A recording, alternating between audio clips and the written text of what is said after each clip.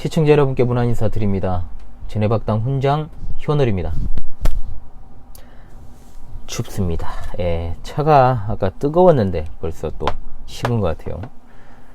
자, 어찌되었든 간에 이제 이번 주에 막바지 마지막 이제 종말레이세론 강의를 할 것 같습니다. 이미 종강은 되었고요. 그리고 이제 마지막 이번 주에 강의를 마무리하면서 종말레이세론을 최종적으로 마무리하고 이제 과거에 강의하지 못했던 개혁파 신앙 길라잡이 수업들을 또 강의해서 올리는 일들을 계속해서 해 나가려고 합니다. 그래서 이제 제 4장은 요한계시록 연구 부분인데 이 부분을 제가 다 다루진 않았습니다. 그래서 이 부분을 다 다루게 되면 상당히 또 깊이 들어가야 되고, 요한계시록 연구는 한 학기를 할애해 가지고 공부할 정도의 분량 이상이 되기 때문에 대략적으로 요한계시록의 해석에는 어떠한 것들이 있고, 또한 어떠한 성경에 대한 이해와 대하는 방식이 올바른가, 그것에 대해서 이제 조금 이야기를 한 다음에 종말레이세론은 마무리하는, 맺은말로 마무리하는 시간을 갖도록 하겠습니다. 먼저는 요한계시록 연구, 종말론에 있어서 요한계시록 연구는 필수 불가결하죠. 종말론의 영역에 들어갑니다. 이 장에서는 계시록이 가지고 있는 특징과 다양한 해석법에 대해서 좀 살펴보려고 해요. 그래서 일단은 요한계시록의 특징을 좀 보도록 하겠습니다. 자, 요한계시록의 특징은 몇 가지가 있는데, 첫 번째로는 요한계시록이 성경의 결론이자 완성이다라는 것.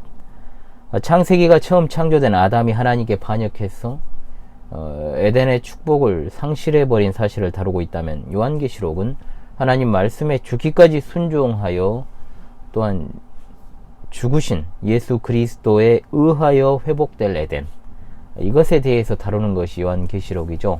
창세기가 하나님의 구원의 작전과 섭리사의 출발점이라고 한다면, 요한계시록은 바로 결론이다, 도착 지점이 되는 것이죠.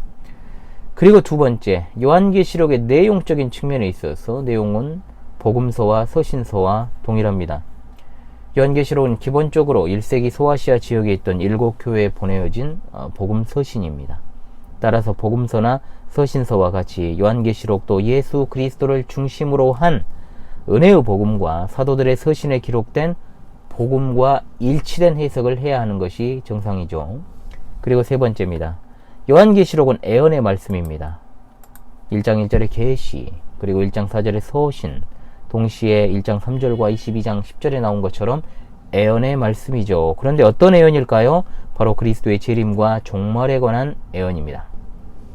요한계시록 22장에 내가 속히 오리니라는 말씀이 3번 7절, 12절, 20절에 반복되어 나옵니다. 그러므로 요한계시록은 서신서의 특징, 복음서의 특징, 역사서의 특징을 골고루 갖추고 있지만 해석은 재림과 종말에 관한 애언적인 방향으로 해야 하는 것이 맞는 거죠. 그리고 네 번째입니다. 장차 될 일을 보고 기록한 책이 바로 요한계시록입니다.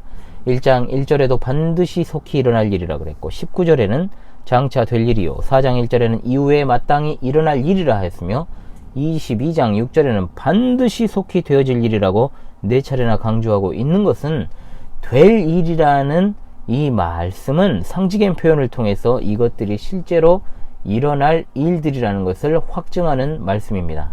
자, 그렇다면 종말이라고 하는 것이 1세기 당시의 종말이냐, 끝날에 있을 종말이냐 하는 문제가 생기는데, 당연히 우리는 이 시대의 종말론으로 해석을 해야 하겠죠. 그리고 다섯 번째입니다. 요한계시록은 여러 상징들로 가득한 책입니다.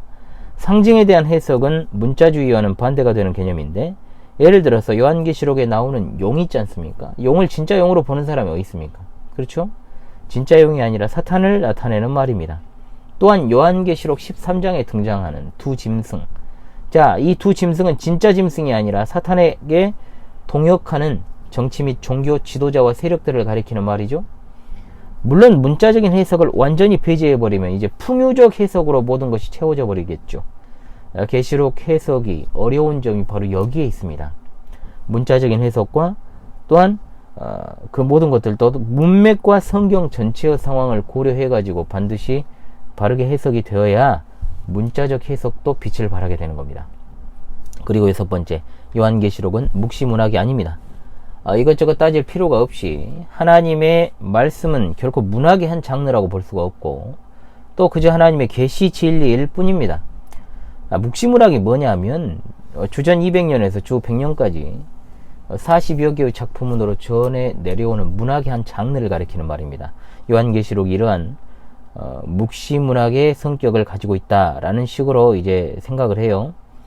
그러나 유사한 어떤 점이 발견된다라고 해서 하나님의 계시 진리인 성경을 문학의 한 장르로 분류하는 것 자체가 옳은 태도가 아닙니다. 그리고 결정적인 것은 묵시문학은 절대로 위로와 소망을 주지 못하지만 요한계시록은 하나님의 사랑을 통하여서 위로와 소망을 주는 책이라는 점에서 결정적인 차이점이 있습니다.